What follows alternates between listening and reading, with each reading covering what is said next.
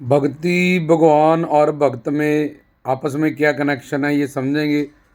तो भगत वो होता है जिसमें भगवान और स्वरूपा सिद्ध भक्ति जिसके पास होती है भगवान की, और भक्ति में भगवान और भक्त समाये रहते हैं, और भगवान में भक्ति और भक्त समाये हैं।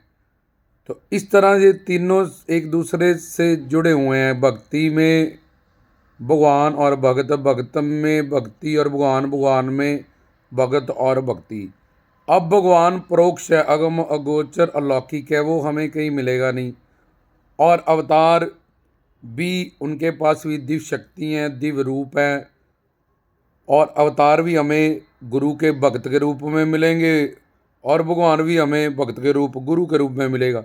और भगवान है भी भक्त वश्य और भक्त वत्सल्य है, जहाँ प्रेम के वश में कहते हैं भगवान। तो ये दिव्य प्रेम हमें गुरु से मिलता है, भक्तों से मिलता है। सच्चिदानंद, भगवान को सच्चिदानंद कहते हैं। सत शक्ति से भगवान अजर अमर अविनाशी रहता है। चित्त शक्ति से सर्वज्ञ सर्वज्ञ सर्वंतरयामी रहता है। और आनंद शक्ति से वो प्रेम दान करता है। तो इस आनंद शक्ति को, इसी को संदनी संवित लादनी शक्ति भी कहते हैं। जैसे दूध से मक्खन निकलता है, ऐसे ही सत्य शक्ति का सारभूत होता है क्रिया। और चित्त शक्ति का सच्चिदानंद हम कहते हैं। सत्य शक्ति से भगवान अजर अमर अविनाशी। चित्त शक्ति से सर्वज्ञ।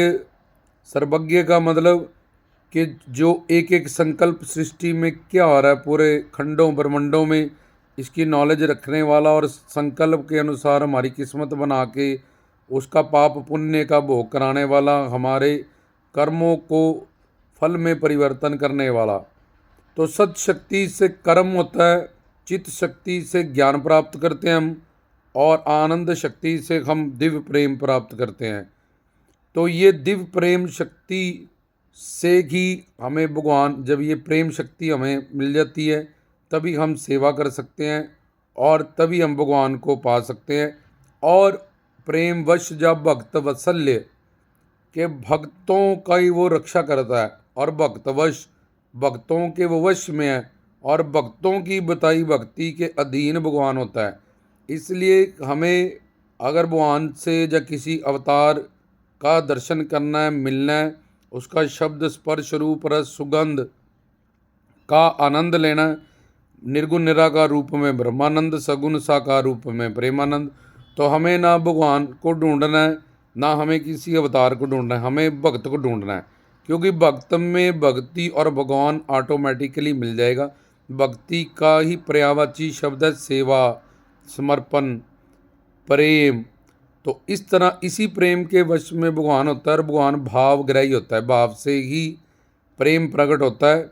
साधना करने के बाद श्रद्धा, फिर उसके बाद सतगुरु, प्रेमानंदी या रसिक या ब्रह्म ज्ञानी जैसे भी हैं, वो कौन सा ब्रह्मानंदी निर्गुण निराकार के उपासक हैं, सगुण साकार के उपासक हैं। जो भी तुम्हें चाहिए, मोक्ष मुक्ति चाहिए, तो तुम्हें ये सोचना पड़ेगा, तुम्हें ये ज्ञान होना चाहिए कि मेरी मंजिल क्या है। मुझे आत्मा का दर्शन करना है तो मैं अंतर्यामी आत्मा राम गुरु पकड़ूं। अगर मुझे मोक्ष चाहिए तो मैं ब्रह्मानंदी को ऐसा गुरु पकड़ूं। अगर मुझे प्रेम चाहिए और जीवात्मा की जो मंजिल है प्रेम और सेवा, तो मुझे प्रेमानंदी रसिक संत को गुरु बनाना चाहिए, जो मुझे ब्रह्म ज्ञान और अंतर्यामी हो के आत्मा राम या आत्म ज्ञान प्रदान कर देगा। और उस जगदानंद ऑटोमेटिकली मुझे मिल जाएंगे, क्योंकि जिसको हम अपना मान लेते हैं उसके पास जो होता है वो हमें मिल जाता है। तो ऐसे ही जब हम हरि गुरु भगवान, तुम ही हो माता पिता, तुम ही हो बंधु सखा, तुम ही हो सर्वम मम देवो देवा, उसी को ही पति प्रीतम प्यारा सब कुछ मान लेते हैं। तो उसके पास सच्चिदानंद प्रॉपर्टीज़ है, वो ईश्वर है। ईश्वर के अंतर्गत सब ऐश्वर्य है। अगर वो गुरु है, भगत है, तो भगत के अंतर्गत में भगवान, और भगवान के अंतर्गत में सारे ऐश्वर्य हैं। चाहे जगदानंद हो, चाहे आत्मानंद हो, चाहे प्रेमानंद हो, चाहे ब्रह्मानंद हो, तो हमें वो ऑटोमेटिकली वो सारी चीज़ें हमें मिल जाती हैं। तो इसी तरह से अगर हमें भगत मिल जाए, कोई पूर्ण गुरु मिल जाए, तो उसकी बताई हुई अगर हम भक्ति करें तो उस भक्ति के अंतर्गत पहले साधना भक्ति, फिर भाव भक्ति, फिर प्रेमा भक्ति। तो इस प्रेम के अंतर्गत में भगवान ऑटोमेटिकली हमारे अंतर्गत हो जाएगा, हमारे वश में हो जाएगा। इसलिए हमें ना ही अवतारों की तलाश करनी चाहिए और ना हमें भगवान की तलाश करनी चाहिए। हमें एक सच्चे भक्त की ज़रूरत है, उसी से हमारा स्वार्थ और परमार्थ सिद्ध होगा। इसलिए अपने आराध्य इष्ट देव जो 5 सगुण साकार स्वरूप काल माया से परे हैं, आदि शक्ति, दुर्गा स्वरूप और गणेश स्वरूप, सूर्य स्वरूप, विष्णु स्वरूप और शिव स्वरूप, अपने आराध्य इष्ट देव के आगे हमें यही फरियाद और अरदास नारियल रख के करनी चाहिए कि हमें एक पूर्णता, एक सच्चे भक्त से, पूर्ण गुरु से, श्रोत्रिय ब्रह्मनिष्ठ से, तत्वदर्शी से, प्रेमानंदी रसिक संत से मिलाया जाए, जिसके पास हमें आत्मज्ञान और ब्रह्म ज्ञान दोनों की दात मिले। और जगदानंद जो संसार का रोटी कपड़े मकान के जो मसले हैं, धर्म अर्थ काम मोक्ष, ये चारों पुरुषार्थ हैं जिसमें हम मेहनत करते हैं, तो ये ऑटोमेटिकली हमारे साथ साथ में सिद्ध हो जाएंगे। तो इसलिए अगर हमें भगत मिल जाएं, क्योंकि संसार हमारे सामने प्रत्यक्ष है, हम भी 5 महाभूतों के बने हैं, संसार भी और व्यक्ति वस्तु भी, यहाँ सब सारे संसारी हैं और काल माया के अधीन है। तो उस प्रत्यक्ष संसार के लिए भी हमें गुरु की ज़रूरत होती है, डॉक्टर की, वकील की, टीचर भी, या किसी भी फील्ड का हमने नॉलेज लेना, उसके लिए भी उस्ताद करना पड़ता है। तो ऐसे ही भगवान अगम है, मन बुद्धि इंद्रियों से अगोचर है, इंद्रियों से परे अगम है, मन बुद्धि से परे अलौकिक है। तो अगम अगोचर अलौकिक अद्भुत दिव्य और परोक्ष है। तो वो हमें ऐसे कैसे मिल जाएगा? वो हमारे पास उसको पाने वाला 5 महाभूतों से आँख बनी, कान बना, नाक, लेकिन एक दूसरे का काम नहीं कर सकते। तो ये सारी मटीरियलिस्टिक चीज़ें हैं, इससे हम दिव्य और इनलाइटेंड जो चीज़ें हैं उसको नहीं ना देख सकते हैं, ना सुन सकते हैं, ना पा सकते हैं। इसलिए हमारी तलाश है भगत, जिसके अंतर्गत, जिसके पास प्रेम शक्ति हो, स्वरूपा सिद्ध भक्ति हमें वो दान करें। और उस सिद्ध भक्ति के अंतर्गत, जैसे वाल्मीकि जी को मरा मरा नारद जी ने बोला, तो वो राम भी नहीं बोल पाए, लेकिन उनकी भक्ति सिद्ध होगी, उनकी साधना भक्ति नहीं, उनकी सिद्ध भक्ति होगी। मीरा को गिरधर गोपाल रविदास जी ने नाम दिया, ऐसे ही शबरी को नामदान मिला।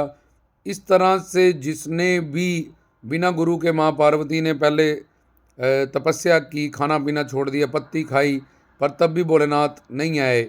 बाबा फरीद ने 40 साल साधना भक्ति पहले की, अल्लाहू शब्द को सिद्ध कर लिया, चिड़ियों मर जाओ उड़ जाओ, लेकिन फिर भी उनको ब्रह्मानंद और प्रेमानंद नहीं मिला। फिर उन्होंने जाके गुरु बनाए, तो तब उनको पता चला कि भगवान भक्तों की बताई गई भक्ति के अंतर्गत उसका लय प्रेम वश होता है, भक्त वत्सल्य होता है। और इसलिए हमें एक भगत की ज़रूरत है जो हमें स्वरूपा सिद्ध भक्ति, जिसमें कि श्रवण, शिक्षा और दीक्षा दोनों प्रदान करें। पहले दीक्षा लें, फिर उससे शिक्षा लें, और उसके बाद नाम गुण रूप लीला धाम का के स्मरण, एक सिद्धि स्टेज पे जाके सिमरन में हमारा दिल लगता है, जब मन टिकता है, उससे पहले हमारा मन भागता रहता है। इसलिए साथ साथ में कीर्तन की सहायता रहे, नाम गुण रूप लीला धाम का, और कीर्तन के 3 भाव पे प्यासा के जब प्रवचन हो उसे सुने, और जब साजों के साथ चौंकी लगाई जाए, बेटों का भजनों का आनंद लें, और हरि गुरु भगवान के लिए जब नृत्य किया जाए, जैसे कृष्ण जी का नाम नटराज है और भोलेनाथ भी तांडव करते हैं, तो इस तरह से जो नृत्य हरि गुरु भगवान के लिए होता है वो भी भक्ति होता है। उसमें एक ऑरा जनरेट होता है, एक वाइब्रेशंस जनरेट होती है जो तुम पे बहुत बड़ा अफेक्ट डालती हैं। तो वहाँ गुरु प्यारी साध संगतें भी होती हैं, तो वो जिसमें तुम्हें बहुत एक बड़ी मात्रा में तुम्हारे पाप नष्ट होते हैं। चाहे तुम नहीं नाच रहे हो, अगर हरि गुरु भगवान के लिए कोई, तो उनके ऑरे से एक ऐसा ऑरा क्रिएट होता है। उसमें पिप्यासा भाव वाले भी बैठे हैं, उसमें हनुमत भाव, नारद भाव वाले भी बैठे हैं। इसलिए कलयुग में कीर्तन प्रधान है। तो कीर्तन सुने और उनसे शिक्षा दीक्षा प्राप्त करें, और स्मरण नौदा भक्ति में से अगर ये 3 भक्तियाँ हम करें भक्तों की बताई गई, वैसे तो श्रवण, मनन, स्मरण, पाद सेवन, वंदन, अर्चन, दास साख्य, आत्मनिवेदन, ये नौदा भक्ति है। लेकिन कलयुगी जीव के पास ना इतनी बड़ी आयु है, ना इतना विवेक है। लेकिन उस नौदा भक्ति में से अगर ये 3 प्रकार की ही भक्ति कर ले और पूर्ण भक्त के पास जाके उनकी बताई गई, तो भगवान उसके अंतर्गत हो जाएगा। सारे अवतार उनके सामने प्रकट हो जाएंगे। गुरु के ही स्वरूप दिव्य दर्शनों में वो उसको दर्शन दीदार करेंगे। जैसे हमारी फैमिली, घर परिवार, रिश्तेदार हमसे बिहेव करते हैं प्रत्यक्ष, ऐसे ही वो परोक्ष भगवान हमारे सामने, जैसे मीरा के सामने कृष्ण जी मूर्ति से निकल के प्रत्यक्ष स्वरूप में आ जाते थे, इस तरह से हम भी अपने हरिगुरु भगवान से उनको मित्र बनाएं, पति बनाएं। वो पवित्र पावन है, उनको प्रीतम बनाएं, उनको पुत्र बनाएं, वात्सल्य भाव में, या उनके पुत्र पुत्री बन जाएं, उनके दास बन जाएं, उनको स्वामी बनाएं। तो इस तरह से भगवान, वही प्रोक्ष भगवान प्रत्यक्ष होकर हमें उस भाव का प्रेम दान करता, हम निहाल होते हैं, मालो माल होते हैं। ऐसे ही हमें एक हमारा स्वार्थ और परमार्थ भगत से पूरा होगा, पूर्ण गुरु से पूरा होगा, और भक्त की बताई गई भक्ति के अंतर्गत भगवान अपने आप मिल जाएगा। तो हमारे जीवन की मंजिल शुरू से गुरु ब्रह्मा ब्रह्म ज्ञान देना गुरु देगा, गुरु विष्णु दिए ज्ञान की रक्षा गुरु करेगा, संसार की प्राप्त चीज़ें और सेवा सिमरन भक्ति से प्राप्त चीज़ें इसकी रक्षा गुरु करेगा, अप्राप्त चीज़ों को देने की जिम्मेवारी लेगा, और शिव स्वरूप हमारी अज्ञानता विवेक का नाश करेगा, और साक्षात पर ब्रह्म स्वरूप होके वो हमें तन मन धन से सेवा करवाएगा हमसे, जिससे हमारे पाप नष्ट होंगे, अंतःकरण शुद्ध होगा, और बिल्कुल पाक पवित्रता शुद्धि के बाद जब काम क्रोध लोभ अहंकार से मन अंतःकरण रहित हो जाएगा, तो हमें ये दिव्य प्रेम का दान करेगा भक्त। पहले हमें वो भक्ति दाना सिर दान नाम दान प्रदान करेगा, ज्ञान ध्यान शिक्षा दीक्षा ध्यान, फिर हमें वो प्रेम दान देगा, फिर हमें दिव्य शरीर दे रहा, दिव्य सेवा देगी, दिव्य धाम देगा, अपना दिव्य लोक देगा। तो शुरू से मध्य से अंत, अंत के बाद भी हमें भक्त की ही ज़रूरत है। इसलिए गुरु भगवान के बराबर भी है, भक्त भगवान के बराबर भी है, भक्त भगवान से बड़ा भी है, और भक्त भगवान ही है। इस बात को शास्त्रों ने प्रमाणित किया है। बहुत सांझे दरबार की जय।